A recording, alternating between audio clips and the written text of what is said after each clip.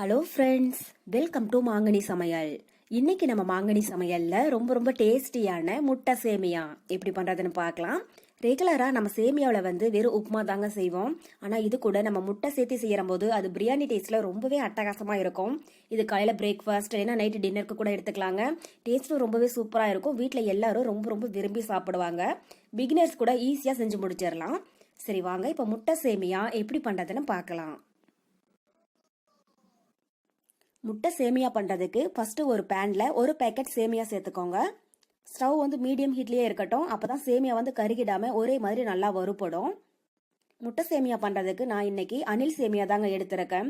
இது 180 கிராம் வறுத்த சேமியா தாங்க எடுத்திருக்கேன். வறுத்த சேமியாவாக இருந்தாலும் நம்ம திரும்பவும் வறுத்துட்டு செய்கிற போது தான் சேமியா ஒன்றோட ஒன்று ஒட்டாமல் நல்லா உதிரியாக இருக்கும். இது இப்போ 1-2 உடச்சி விட்டுக்கலாம். பெருசாக இருந்தால் மட்டும் உடச்சி விட்டுக்கோங்க, சின்னதாக இருந்தால் உடைக்க வேண்டியதில்லை. உடச்சி விட்டுட்டு ஸ்டவ் மீடியம் ஹீட்டில் வச்சு ஒரு 2-3 நிமிஷத்துக்கு நல்லா வாசம் வர அளவுக்கு வறுத்துடுங்க. இந்த முட்டை சேமியா நம்ம சேமியாவில் தான் செய்யணும் அப்படிங்கிறது இல்லைங்க, ரைஸ் சேவையில கூட செய்யலாம். அதுலேயும் டேஸ்ட் ரொம்பவே சூப்பராக இருக்கும். இது மாதிரி நம்ம சேமியாவை வறுத்துட்டு செய்கிற போது சேமியா ஒன்னோட ஒன்று ஒட்டாதுங்க, நல்லா உதிரியாக ரொம்பவே டேஸ்டியாக இருக்கும். நமக்கு இன்னும் நல்லா மணமாகவும் இருக்கும்.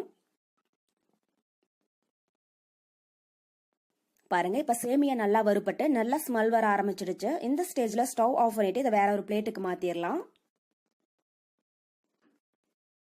இப்ப அதே கடாயில 3 டேபிள் ஸ்பூன் எண்ணெய் சேர்த்துக்கோங்க.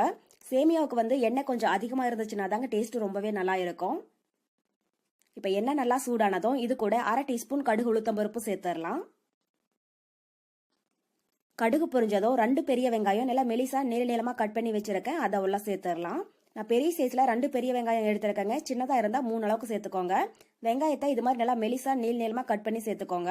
இப்ப வெங்காயத்தை நல்லா வதக்கி எடுத்துக்கலாம். பாருங்க, இப்ப வெங்காயம் கண்ணாடி மாதிரி வதங்கிடுச்சு. இது கூட 2 தக்காளி பொடி பொடியா கட் பண்ணி வச்சிருக்கேன், அதை உள்ள சேர்த்துடலாம். நல்லா பழமா 2 தக்காளி எடுத்திருக்கேங்க. சின்னதா இருந்தா 3 அளவுக்கு சேர்த்துக்கோங்க. கூடவே 2 பச்சை மிளகாய் கட் பண்ணி வச்சிருக்கேன், அதை உள்ள சேர்த்துடலாம். இது கூட கொஞ்சம் கருவேப்பிலை, அப்புறம் வெங்காயம் தக்காளி வதங்குறதுக்கு கொஞ்சமா உப்பு சேர்த்துட்டு தக்காளி நல்லா சாஃப்டா ஆகிற அளவுக்கு வதக்கிடுங்க.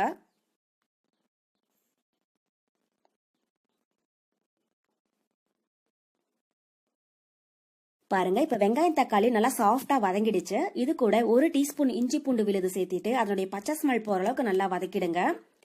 நாம 180 கிராம் சேமியா தாங்க எடுத்திருக்கோம். அதுக்கு 1 டீஸ்பூன் இஞ்சி பூண்டு விழுது சேர்த்தீங்கனாலே போதும், அளவா இருக்கும். அதிகமா சேர்த்திட்டாலும் நமக்கு இஞ்சி பூண்டுடைய ஸ்மெல் வருங்க. அதனால கரெக்டா 1 டீஸ்பூன் மட்டும் சேர்த்துக்கோங்க. பாருங்க, இப்ப இஞ்சி பூண்டுடைய பச்சை ஸ்மெல் போயிடுச்சு. இது கூட மசாலா பொருளெல்லாம் சேர்த்துடலாம். 1/4 டீஸ்பூன் மஞ்சள் தூள், கூடவே காரத்துக்கு 1 டீஸ்பூன் மிளகாய் தூள்.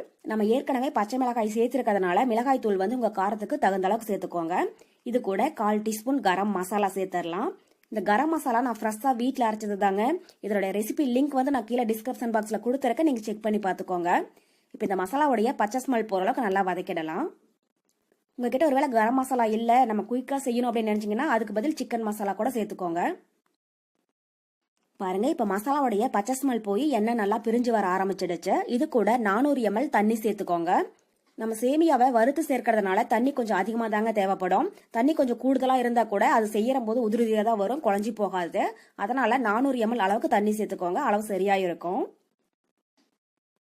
ஒரு டைம் லைட்டா கலந்து விட்டுட்டு ஒரு மூடி போட்டு மூடி வச்சிடுங்க. தண்ணி நல்லா கொதிச்சதுக்கு அப்புறமா நம்ம சேமியா உள்ள சேர்த்துடலாம். ஒரு 5 நிமிஷம் இருக்கட்டும்.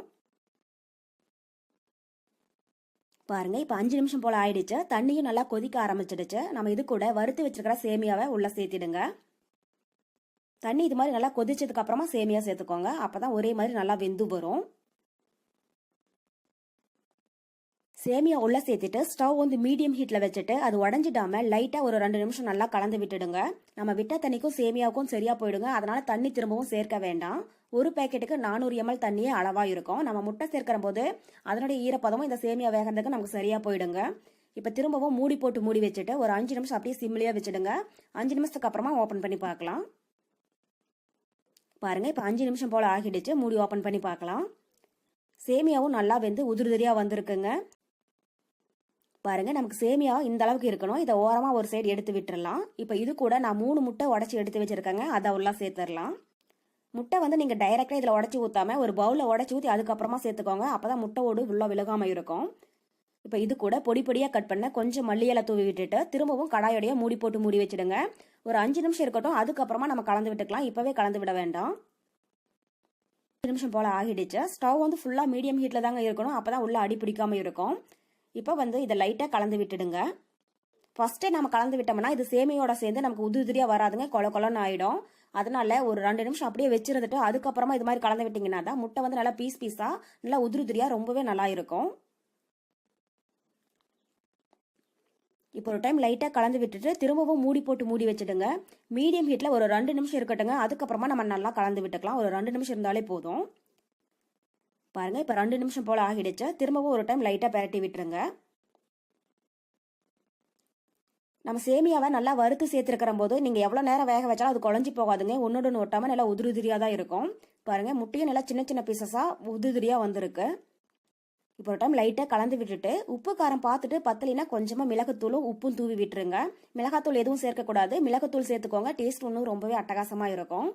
அவ்வளோதான், நம்ம முட்டை சேமியா ரொம்பவே சூப்பராக ரெடி ஆயிடுச்சு. கண்டிப்பாக நீங்களும் இதே மெத்தடில் செஞ்சு பார்த்துட்டு எப்படி இருக்குன்னு கமெண்ட் பாக்ஸில் சொல்லுங்கள். என்னுடைய இந்த ரெசிபி வீடியோ உங்களுக்கு பிடிச்சிருந்தா மாங்கனி சமையலுக்கு சப்ஸ்கிரைப் பண்ணுங்கள். நன்றி.